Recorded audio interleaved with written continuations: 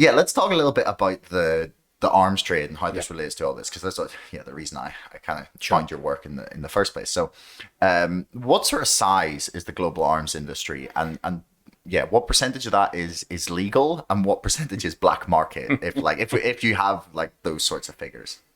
So, on average, and it obviously varies from year to year, but we could say that generally on average, the global trade in weapons, that's small and light weapons, handguns, machine guns, all the way to huge weapon systems like the F-35 fighter jet and aircraft carrier, tanks, etc., etc. The whole industry is worth around $400 billion a year, 400 billion. In fact, if you compare it to some other things, pharmaceuticals, the financial services, obviously, it's actually not that big an industry, but it's a huge amount of money to be spending every year on weaponry, on stuff that is meant to kill other people. So in that sense, it's a quite big industry, but not a huge industry. There are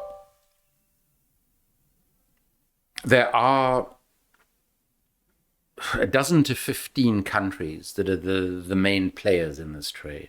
The US is obviously the biggest. They produce around 40% of all the weapons that are produced in the world every year. And interestingly, they use about 40% of all weapons that are made in the near, but they don't only use American weapons. Israel is a very big player in the global arms trade and what is now called the Homeland security industry, which is an adjunct, if you will, of the arms trade. And the reason I mention it now is because it's very closely associated with the US arms trade. The US gives Israel about $4 billion a year in military aid every year. That money actually never leaves the United States of America. It is effectively spent on partnerships between the Israeli defense industry and the US defense industry. That is around the development of new weaponry, the testing of that weaponry, which often happens in the occupied Palestinian territories, where there are sort of no laws and no controls, it would appear. That's certainly how Israel behave. Then the United Kingdom is one of the top 5 players. France, Germany, Spain, Italy, a number of other European countries are smaller players. Russia used to be a much bigger player than it is today. China remains a very big military power, but not that big an arms manufacturer. It does have an arms industry that caters primarily to its own huge military. But it's not, surprisingly, I suppose, it's not a particularly sophisticated industry. And its weaponry is not sought after anywhere in the world, whereas American and Israeli weaponry is. No, we're just better at killing. And then Bulgaria plays quite a big role. The Ukraine, interestingly, plays a fairly big role because the Ukraine was effectively the arms factory of the Soviet Union when it still existed. Really? Yeah, so that created a bit of a problem for Russia when the Soviet Union collapsed. Is that still the case? No. The Russian industry obviously relocated quite a lot to within the borders of Russia, but Ukraine still has a larger industry than it would normally have had if it hadn't had that Soviet period. But I think the most important thing that I should say at the outset about the industry is that, and especially, in light of the economic discussion we were having, because it sort of transcends some of those boundaries. And to understand sort of what is legal and what is illegal, you need to understand this. The industry is basically, you could call it a partnership if you wanted to be nice about it. You could call it collusion if you wanted to be more critical or cynical about it, as I am. A collusion between these vast companies, some of which are still state-owned in some countries, some of which are partly state-owned, most of which are in private hands. So the biggest defense companies in the world, Lockheed Martin, Northrop Grumman, Boeing, BAE Systems, these are all private companies. But quite honestly, and I can't understate this enough, none of these companies would exist if it wasn't for state support, because they're all appallingly run companies that would never turn a profit if it wasn't for the captured relationship they have with the state. So the state is obviously their biggest customer, it is also their biggest marketing arm. So, the biggest arms dealer in Britain is the occupant of 10 Downing Street, the Prime Minister. The biggest arms dealer in the world is the occupant of the White House. The President of the United States of America is responsible for negotiating the sale of more weapons than any other person on the planet. And this is where the distinctions of legal and illegal become so difficult. So there is a school of thought, and a lot of legislation and international treaties is based on this school of thought, that formal government-to-government arms deals, where the US government does a deal with the British government to sell it F-35 jets. That's a legal deal because it conforms to United States arms export control legislation. It conforms to the International Arms Trade Treaty, and therefore is a legal sale. What would be an illegal deal would be if a company such as Lockheed Martin or BAE Systems was selling weaponry to ISIS, for instance, a non-state militia that has been prescribed by various governments and by international organizations. And that transaction would take place in what they would describe as the black market. So it would be illegal in conception, it would be illegal in the way in which it was carried out.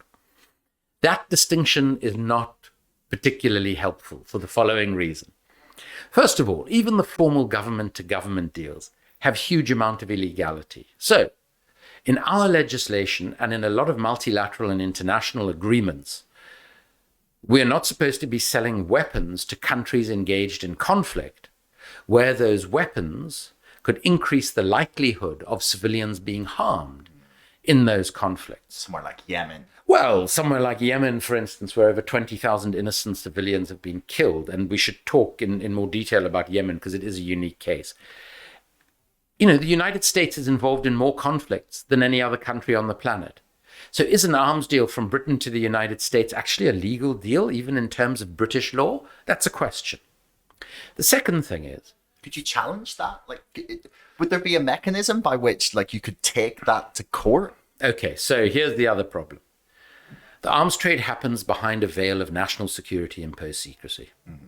So it's incredibly difficult to find out what is going on in these arms deals, because every one of them, I would argue, has elements of illegality in it.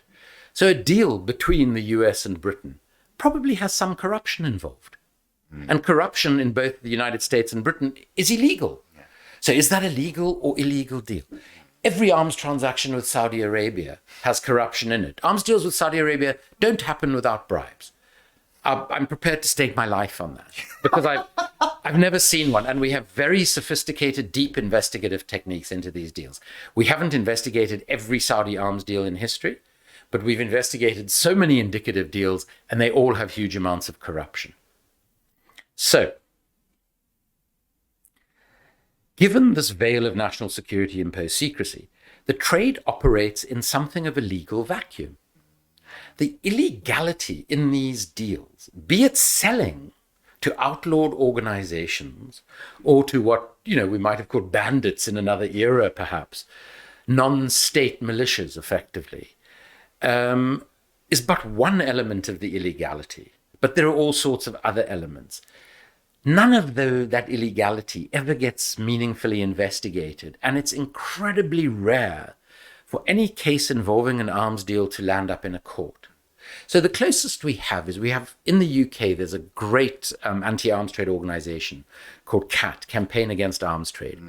They've brought legal reviews against the UK government saying that its arms sales to Saudi Arabia of arms that we know are being used in the killing of civilians in Yemen are illegal in terms of British law, in terms of the EU common position when we were a member of the EU, in terms of the International Arms Trade Treaty to which we are a signatory. The first court, the High Court in this country, found that that was incorrect. And the basis on which that judgment was made was frankly absurd.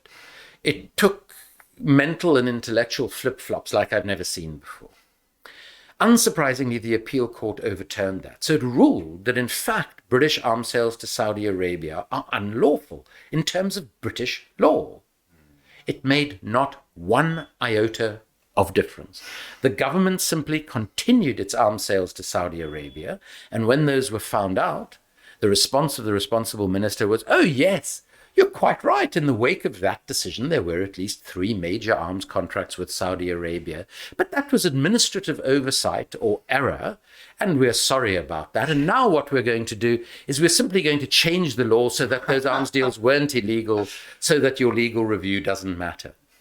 And this is why it is such a unique trade. And it's important to point out that it is a unique trade, because what I say about it doesn't necessarily apply to other sectors. But the reason it's such an interesting area of investigation is as a consequence of the secrecy for national security reasons. Yeah.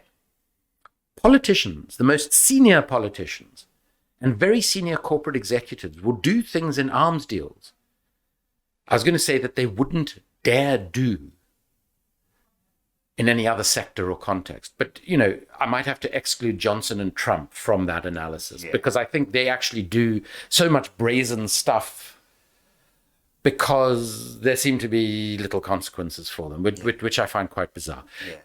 Thanks for making it all the way to the end of the video. Don't forget to like, share, subscribe, and leave a comment for us in the comments below. Let me know what you thought and if you'd like to see more of this from the show. Thank you, and we'll see you again next time.